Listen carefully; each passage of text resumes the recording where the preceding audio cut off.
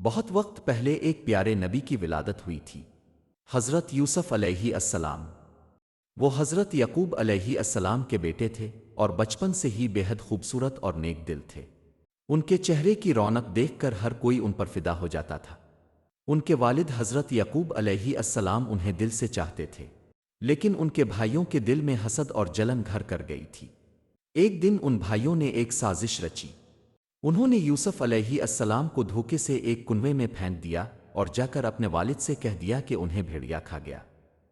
لیکن اللہ تعالیٰ جو سب سے بہتر تدبیر کرنے والا ہے، اس نے یوسف علیہ السلام کی حفاظت فرمائی۔ کچھ مسافر وہاں سے گزرے اور انہیں کنویں سے نکال کر مصر لے گئے، جہاں انہیں غلام بنا کر بیچ دیا گیا۔ مصر کے وزیر نے یوسف علیہ السلام کو خرید لیا۔ وہ یوسف علیہ السلام کی سادگی، شرافت اور علم سے اتنا متاثر ہوا کہ انہیں اپنے گھر کا خاص فرد بنا لیا۔ وقت گزرتا گیا، یوسف علیہ السلام پر جھوٹے الزام لگائے گئے اور انہیں قید میں ڈال دیا گیا۔ لیکن قید میں بھی اللہ نے انہیں ایک خاص علم عطا فرمایا، خوابوں کی صحیح تعبیر کا علم۔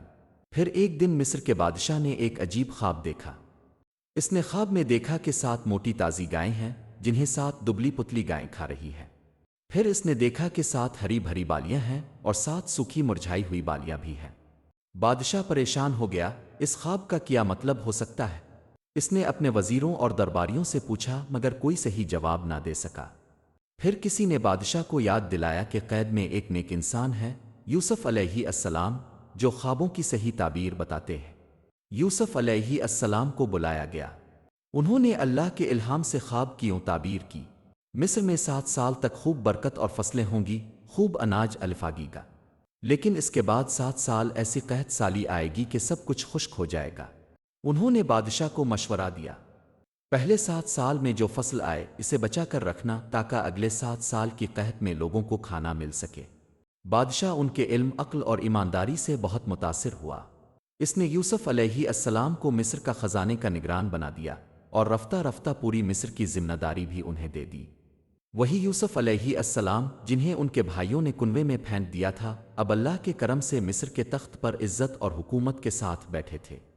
ان کی زندگی ہمیں سکھاتی ہے کہ اگر ہم صبر کریں، دیانتداری سے چلیں اور اللہ پر بھروسہ رکھیں، تو اللہ ہمیں اندھیرے کنویں سے نکال کر روشنی کے تخت تک پہنچا دیتا ہے۔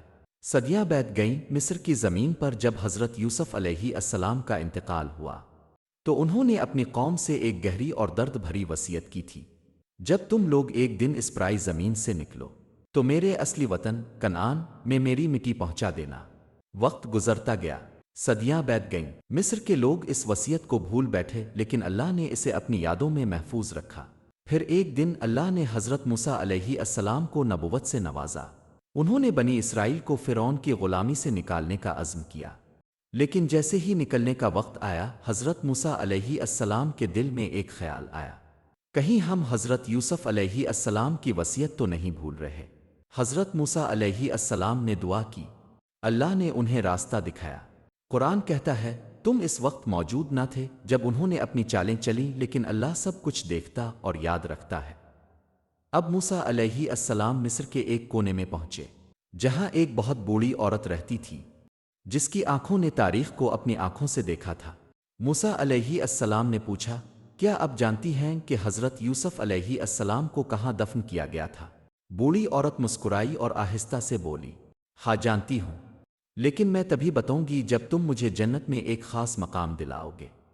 اس بوڑھی عورت نے اپنی روح کی گہرائی سے حضرت موسیٰ علیہ السلام کو پہچان لیا تھا کہ یہ کوئی عام انسان نہیں بلکہ اللہ کے بھیجے ہوئے نبی ہے۔ حضرت موسیٰ علیہ السلام حیران رہ گئے۔ انہوں نے فوراً اللہ تعالیٰ سے دعا کی اور اللہ نے اپنی رحمت سے اجازت دے دی۔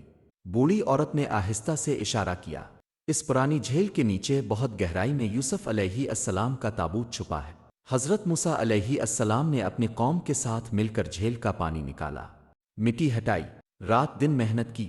جیسے ہی حضرت موسیٰ علیہ السلام اور ان کی امت نے حضرت یوسف علیہ السلام کا مقدس تابوت تلاش کر لیا تو پوری زمین پر سکون اور رحمت کا نور پھیل گیا۔ اس بوڑھی عورت نے، جس نے تابوت کا راز بتایا تھا، اپنی شرط پوری ہوتے دیکھی، اور اللہ تعالیٰ نے اپنے وعدے کے مطابق اسے جنت میں ایک بلند مقام عطا کرنے کا حکم فرما دیا، کیونکہ جس نے اللہ کے نیک بندوں کی امانت نبھائی، اللہ اسے بے انتہا انعام سے نوازتا ہے۔ قرآن پھر یاد دلاتا ہے، اور اس طرح ہم نیکی کرنے والوں کو انعام دیتے ہیں۔ حضرت موسیٰ علیہ السلام نے فرعون کی ظلمت سے اپنی قوم کو نکالا، اور حضرت یوسف علیہ السلام کے تابوت کو اپنے ساتھ لیا۔ جب بنی اسرائیل نے مصر سے ہجرت کی تو ان کے کندھوں پر صرف اپنا سامان نہیں تھا بلکہ ایک امانت بھی تھی، یوسف علیہ السلام کی آخری خواہش۔ جب حضرت موسیٰ علیہ السلام اور ان کی امت کنعان پہنچے تو ادب اور محبت کے ساتھ حضرت یوسف علیہ السلام کو ان کے آباء و اجداد کے پاس دفن کیا گیا۔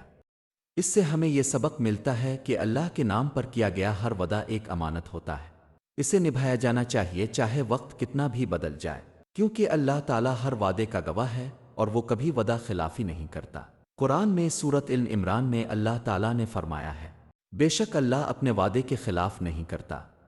جب بھی کوئی امانت ہمارے حوالے کی جائے، چاہے وہ کتنی ہی پرانی ہو، اسے نبھایا جانا چاہیے، کیونکہ اللہ سب کچھ دیکھتا ہے۔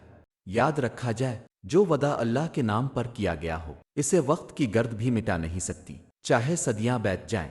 ہر امانت کو اللہ کے حکم سے پورا کروا ہی دیا جاتا ہے۔ ہمیں بھی چاہیے کہ اپنے وعدوں اور امانتوں کو نبھایا جائے، کیونکہ ہر وعدہ اللہ کی نگاہوں میں محفوظ ہوتا ہے۔ اگر آپ کو ایسی ہی اور بھی دلچسپ ایمان کو روشن کرنے والی کہانیاں اردو میں سننی ہے تو ہمارے ساتھ جڑے رہیے۔ ہر کہانی ایک نیا پیغام ہوتی ہے جو آپ کے دل اور دماغ کو سکون دے سکتی ہے۔ اگر آپ کو ہماری یہ کہانی پسند آئی ہو تو لائک کریں، شیئر کریں اور چینل کو سبسکرائب کرنا نہ بھولیں، تاکہ ہر نئی کہانی سب سے پہلے آپ تک پہنچے۔